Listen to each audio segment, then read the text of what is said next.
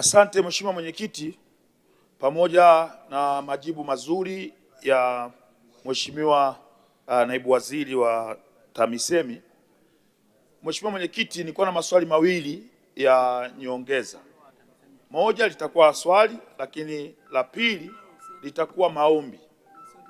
Swali la kwanza, bwawa la Katubuka linazidi kuwatea madhara makubwa sana wananchi wa kata ya Katubuka, na tayari kulikuwa na mkandarasi pale anaendelea na kazi ya kutoa maji yale kwa kutengeneza mtaro mkubwa ambao ulikuwa unapeleka maji ziwa Tanganyika. Sasa hivi ameondoa vifaa katika eneo la site. Serikali ina mpango gani wa kumlipa yule mkandarasi ili aweze kumaliza kazi ya kuondoa yale maji na kuwaacha wananchi katika makazi yao wakiwa na amani? Asante sana Mheshimiwa Mwenyekiti. Mheshimiwa Mwenyekiti, naomba kwanza nikubaliane na Mheshimiwa Clayton Revocatus Chipando, mbunge wa Kigoma mjini, kwamba bwawa la Katubuka ambalo limekuwa likisababisha mafuriko ya mara kwa mara kwa wananchi wa manispaa ya Kigoma Ujiji, serikali inatambua kwamba kuna changamoto hiyo, na ndio maana ilishapeleka mkandarasi pale na tumeshafanya addendum kwenye mkataba kuhakikisha kwamba mkandarasi analiingiza swala la ujenzi wa mfereji mkubwa wa kutoa maji kwenye maeneo hayo yanayosababishwa na mafuriko ya bwawa la Katubuka kupeleka ziwa Tanganyika. Kwa naomba nimhakikishie Mheshimiwa mbunge kwamba tayari tuko hatua za mwisho za kufanya malipo kwa mkandarasi ili arejee aendelee na ujenzi na hatimaye kuondoa kero hiyo ya mafuriko ya mara kwa mara kwa wananchi wa manispaa ya Kigoma Ujiji. Lakini ombi la pili, Mheshimiwa Mwenyekiti, nilikuwa naiomba serikali, sisi wabunge pamoja na kufanya maendeleo, lakini tunafanya siasa pia.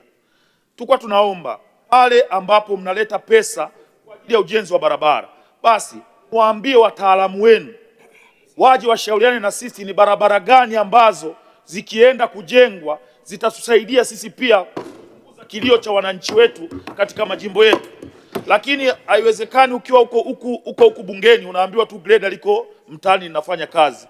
Unaweza kukuta hiyo barabara inayojengwa ni barabara ambayo kwenye ahadi zako kwa wananchi wako haina umuhimu kama kuna barabara zingine. Kwa mfano, kwa ruhusa yako Mwenyekiti, naomba nimtajie barabara 5 ambazo hata nikifa leo naomba zijengwe katika jimbo la Kigoma mjini. Barabara ya kutokea uwanja wa Lake Tanganyika kupita Buzebazeba sokoni, Rusimbi, kata ya Majengo pamoja na kata ya Machinjioni. Barabara ya kutokea kata ya Mwanga Kaskazini inaitwa barabara ya Serengeti inayounganisha kata ya Mwanga Kaskazini na kata ya Gungu. Barabara ambayo inaunganisha kata ya Buhanda na kata ya Businde. Barabara ambayo inaanzia chini Vamia Bega.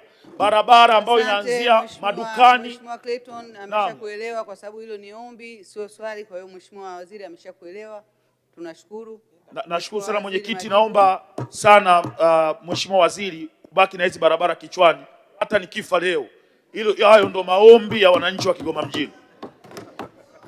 Ni swala la pili Mheshimiwa Mwenyekiti, ni kweli kwamba kuna fedha ambazo zimeendelea kupelekwa za ujenzi wa barabara kwenye majimbo yote kote nchini likiwemo jimbo la Kigoma mjini, na hivi karibuni jimbo la Kigoma mjini imepelekewa jumla shilingi milioni 898 kwa ajili ya kujenga lami ya Baptist mita 800, lakini shilingi milioni 450 kwa ajili ya kujenga barabara ya Zuru kiwango cha zege mita 420, na bajeti ya Kigoma mjini imeongezeka kwa mwaka 2025-26 kutoka bilioni 3.2 za mwaka uliopita mpaka shilingi bilioni 5.33. Kwa naomba niwahakikishie Mheshimiwa mbunge kwamba serikali inathamini uboreshaji wa miundombinu ya barabara katika mji wa Kigoma. Lakini nitumie nafasi hii kwa niaba ya Waziri wa Nchi, Ofisi ya Waziri Mkuu TAMISEMI, kuwaelekeza wakurugenzi wote wa mamlaka za serikali za mitaa kwamba ni maelekezo ya serikali kwamba fedha zozote zinapoingia katika majimbo yetu lazima waheshimiwa wabunge wapewe taarifa rasmi ya mapokezi ya fedha hizo, na mipango ya utekelezaji iwe barabara au miundombinu mingine yoyote, lazima waheshimiwa wabunge ambao ni wawakilishi wa wananchi katika majimbo hayo washirikishwe ili tuwe na uelewa wa pamoja na maamuzi ya pamoja ya utekelezaji wa miradi hiyo. Na swala hili limetolewa maelekezo mara kadhaa nikuhakikishie tu Mheshimiwa mbunge na waheshimiwa wabunge, tutafuatilia kwa karibu na tutachukua hatua kwa wakurugenzi na watendaji ambao hawatatekeleza maelekezo haya ya serikali. Asante.